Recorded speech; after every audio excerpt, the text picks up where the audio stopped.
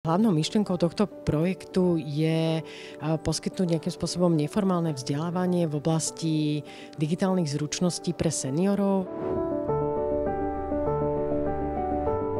Vďaka podpore SK-NIC môžeme zrealizovať šers kurzov, ktoré sú zamerané na informačné technológie a informačné zručnosti pre seniorov. Realizujeme to práve pre seniorov, pretože je to v tejto oblasti najzraniteľnejšia skupina a istým spôsobom neexistovalo v ich živote nejaké komplexnejšie vzdelávanie, ktoré by ich predpripravilo na takúto ako kebyže obrovskú zmenu.